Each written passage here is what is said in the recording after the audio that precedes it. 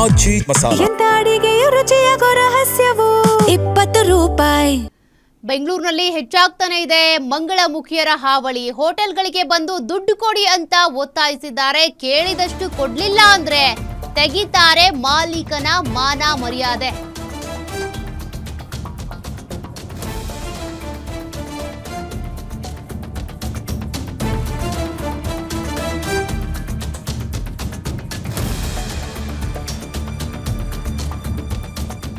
ಇತ್ತೀಚೆಗೆ ಮಂಗಳಮುಖಿಯರ ಹಾವಳಿ ಬೆಂಗಳೂರಿನಲ್ಲಿ ಹೆಚ್ಚಾಗ್ಬಿಟ್ಟಿದೆ. ನೋಡಿ, ಹೋಟೆಲ್ ಹತ್ರ ಹೋಗಿದ್ದಾರೆ, ಹಣ ಕೇಳಿದ್ದಾರೆ, ಕೇಳಿದಷ್ಟು ಹಣ ಕೊಡ್ಲಿಲ್ಲ ಅಂತ ಅಂದ್ರೆ ಮಾನ ಮರ್ಯಾದೆ ತೆಗಿಯೋಕ್ ಮುಂದಾಗಿದ್ದಾರೆ. ಹಿಂಗೆ ದುಡ್ಡು ಕೊಟ್ಟಿಲ್ಲ ಅಂದ್ರೆ ಹೋಟೆಲ್ ಮಾಲೀಕರಿಗೆ ಮುಜುಗರ ತಪ್ಪಿದ್ದಲ್ಲ.